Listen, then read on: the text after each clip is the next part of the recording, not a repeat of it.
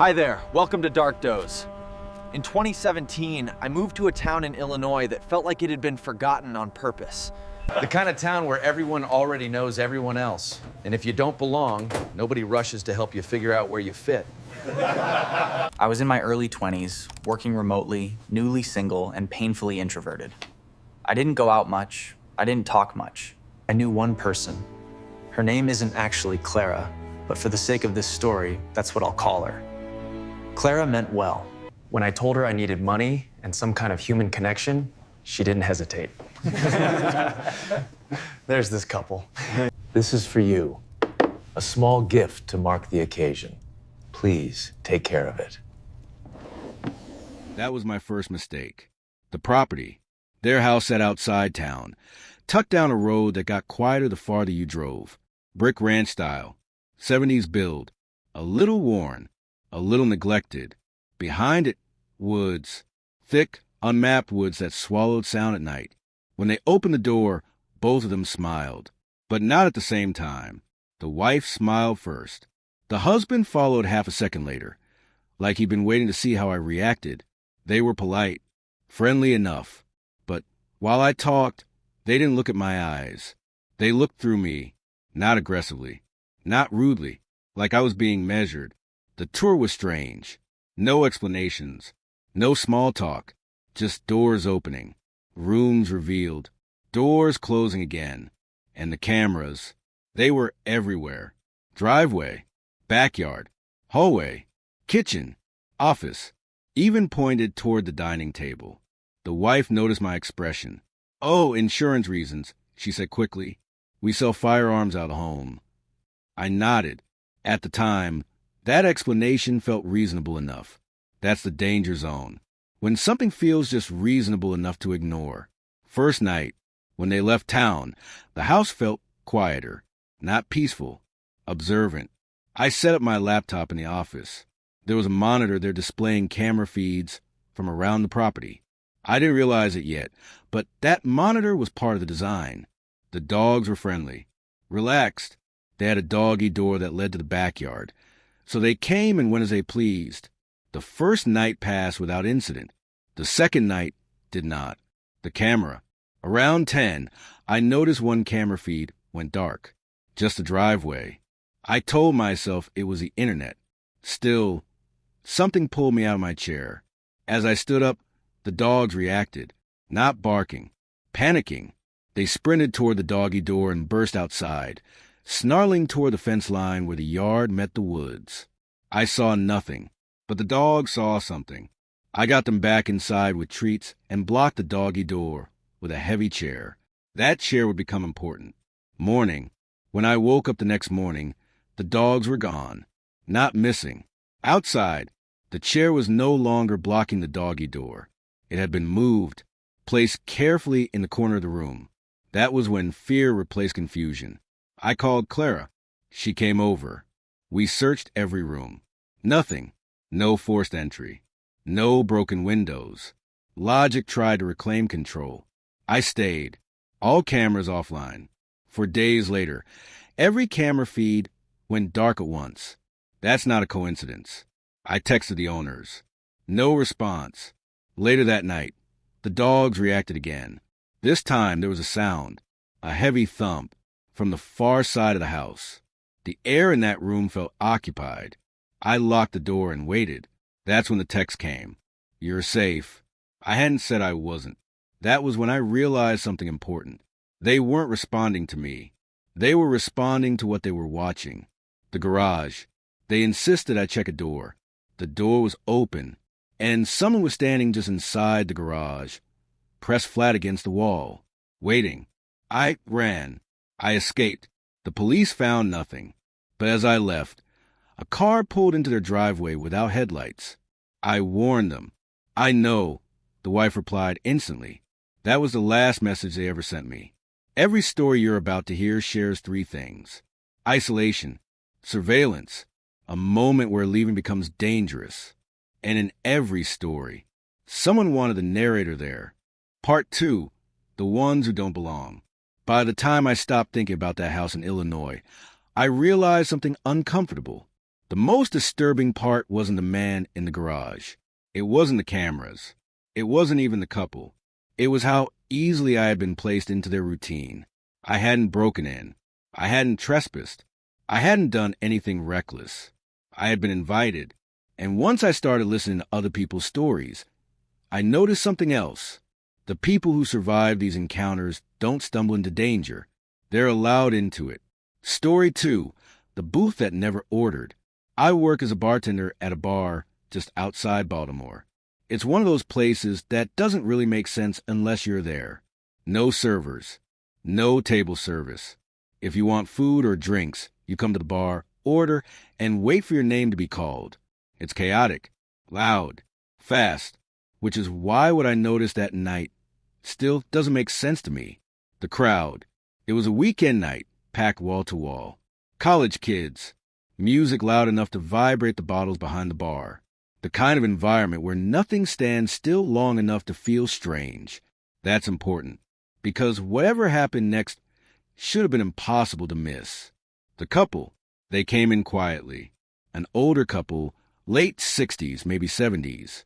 They didn't dress strangely. They didn't act aggressive. They simply sat down in the corner booth and stayed there. At first, I assumed they were waiting for someone. Then I assumed they didn't understand how the place worked. But after nearly an hour, something bothered me. They hadn't ordered anything. No drinks. No food. And they hadn't spoken to each other. They weren't even looking at each other.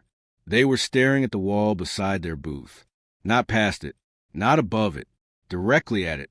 Eye contact. When I finally had a break, I walked over. As I approached, neither of them reacted. I cleared my throat and asked if they wanted anything. The woman didn't move, didn't blink. The man turned his head slowly, unnaturally slowly, until his eyes met mine. His skin was pale, sunken, not sick, just wrong. He didn't speak. He shook his head once. Firm, final. I walked away with a feeling in my chest I couldn't explain. Watching. Later, when the crowd thinned, I glanced over again. Both of them were staring directly at me now, unblinking. The second our eyes met, my stomach twisted. I looked away. When I looked back again, they were gone. No one saw them leave. They were never here.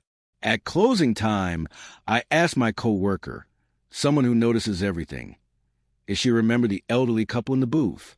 She looked confused. She said she never saw them. I described them. She shook her head. Then she listed 10 people who had ordered that night, what they were wearing, what they drank. Her memory was flawless, except for them. The parking lot.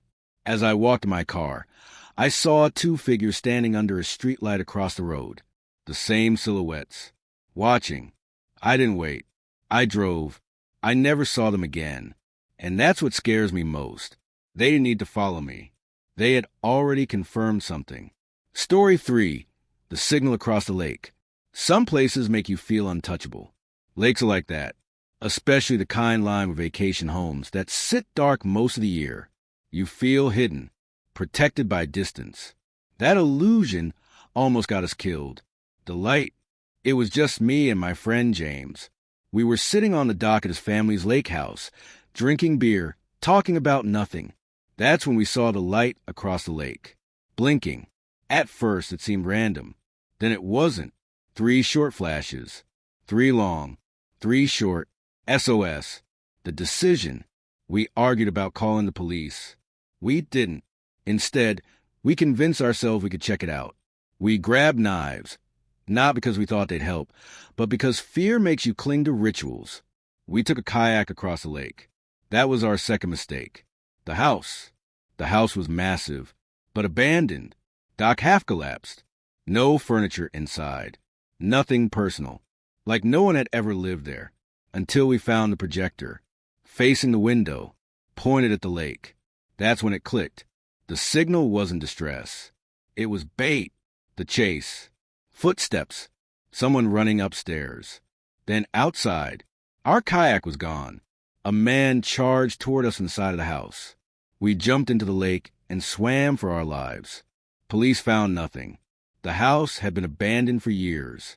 No evidence. no suspects. But someone had turned that house into a lure and waited.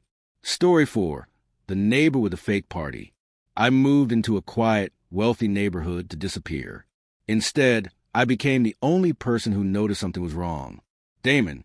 My neighbor Damon lived alone in a massive house. Never had visitors. Never left. Then one night, music. Loud. Cars lined up. I went to ask him to turn it down. The door was unlocked. The house was empty. The party noise was a recording. The basement. Downstairs, I saw men in work clothes. Goggles. Gloves. Watching something I couldn't see. The smell of bleach. When they realized someone was inside, they poured out of the house searching. Scanning yards. Looking for me. The next morning, Damon and the cars were gone. He never returned. Packages still pile up on his porch. And no one else remembers hearing the music.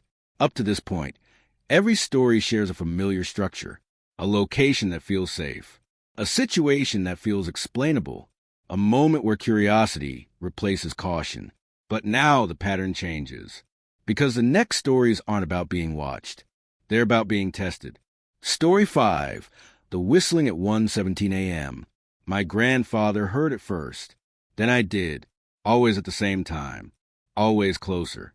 The sound, a broken whistle, off-key, drifting through the woods behind the house. Every spring, for over 10 years. Police never found anything. Until one night, it came from inside the house. The hallway. I saw him, standing in the dark, pale, still, watching. When he ran, the front door unlocked itself. Someone had a key, and they'd had it for years. Story 6, the phone that shouldn't ring. I worked clearing foreclosed homes. Quiet work, until the phone rang. A phone with no service. And a voice whispered, "Don't answer in the bedroom." The basement. The notebooks listed names. Dates. Notes. Picked up. Didn't answer. Warned him. Someone had been practicing. And the phone rang again. After I left. For the next guy, none of these people were random. None of these places were accidents. These weren't hauntings. They were systems. People creating environments where cameras replace witnesses. Noise replaces presence. Isolation replaces accountability. They weren't hunting everyone. They were waiting for the right ones. People alone. People polite. People who didn't want to overreact. People who didn't want to be rude. And in the final part, you'll hear the stories where people realize the truth too late. Because once you understand a pattern, you start to see it everywhere. Part 3, the pattern reveals itself. By the time you hear the last few stories, something changes. You stop waiting for the scare. You stop expecting the surprise. Instead, you start recognizing the structure. Because what ties these stories together isn't fear. It's selection. Story 7, the house that learned the family. I was 10 years old when my family moved into the new house. It wasn't old. It wasn't run down. It wasn't isolated. That's what made it worse. The neighborhood was quiet, tree-lined, safe. At least, that's what adults kept saying. The closet. The first night, I woke up to movement. Not footsteps. Not banging. Soft shuffling, like fabric brushing against fabric. It came from the closet. I watched the door tremble slightly, as if something pressed against it from the inside. The next morning, the door was cracked open. No one admitted to opening it. That's how it started. The window. Then came the tapping. Soft at first. Then deliberate. When I finally looked, I saw a pale hand press against the glass. Second floor. No ladder. No explanation. Just fingers splayed unmoving. The White Lady. A month later, my younger brother started talking about the White Lady. He said she came into his room at night, that she watched him, that she stood by the door and waited. Adults laughed it off, until I started dreaming about her too. Tall, too tall, white dress that moved even when the air didn't, black eyes that didn't reflect light. One night, she climbed through my window, floating. She leaned down and whispered my name. When I screamed, the house reset. Window closed. Door locked. Like nothing had happened. except it had, because the house didn't need to scare everyone, just the ones who noticed. Story 8, the friend who wasn't alone anymore. I hadn't seen Scott in years when he invited me to visit. He lived in the mountains now. Quiet, remote, snow everywhere. I thought it would be nostalgic. It wasn't. The hallway. His house was almost empty, but the hallway bothered me. Long, dark, no light at the end. From the couch, it looked like a tunnel. Scott kept glancing down it, like he was checking something. The first night, I heard footsteps upstairs, running, back and forth, stopping. The second night, scraping sounds came from the hallway, dragging, then a tap on the wall behind me. The third night, I woke up unable to move. Sleep paralysis. I told myself that's what it was, until I saw Scott standing at the end of the hallway, watching, not moving, not blinking. He turned and walked into a guest room. When I followed later, someone was standing by the window, facing outward. Scott was upstairs asleep. The truth he didn't say. When I woke him and demanded answers, he refused to go downstairs, wouldn't even look. When I asked who was in the house, he shrugged. Not confused, not scared, resigned, like someone who had already learned the rules. I left that night. When I drove away, I saw the silhouette in the window again, still watching. Scott never answered my messages after that, and I realized something terrifying. He hadn't invited me to visit. He had invited me to see. Story 9, the sound that broke the silence. I lived alone, worked late, loved the quiet, until one night at 3 a.m., someone sprinted down my hallway and slammed into my bedroom door. Hard, violent, police-level force. Then silence. I chased the sound. No one was there. Doors locked. Windows sealed. The house offered no explanation. And that's what shattered me. Because whatever did that didn't need to escape. It just needed me to know it could reach me. By now, the pattern should be clear. These weren't random encounters. These weren't hauntings. These weren't crimes in the traditional sense. They were systems of control. Here's what they all share. A controlled environment. Isolation or plausible deniability. A way to observe without being confronted. A way to test reactions. The goal wasn't always harm. Sometimes the goal was compliance. Sometimes it was practice. Sometimes it was simply to confirm something terrifying. That a person could be placed into fear and removed again without ever being believed. People who survived did one thing differently. They left before they needed proof. They didn't wait for confirmation. They didn't wait for validation. They didn't wait to be polite. They trusted the feeling that didn't make sense yet. And the ones who didn't, they stayed. They doubted. They rationalized. And sometimes they became part of the environment. The last thing you should notice, none of these stories end with arrests. None end with answers. Because whatever is happening doesn't need to be loud. It thrives in places where cameras replace witnesses. Recordings replace presence. Silence replaces accountability. And the scariest part?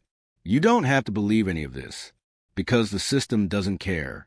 It only needs one thing, for you to accept the invitation. So if you ever feel like a place is watching you, if someone seems too calm about your fear, if leaving suddenly feels inconvenient, that might be the test. And now that you know the pattern, pay attention to what happens next.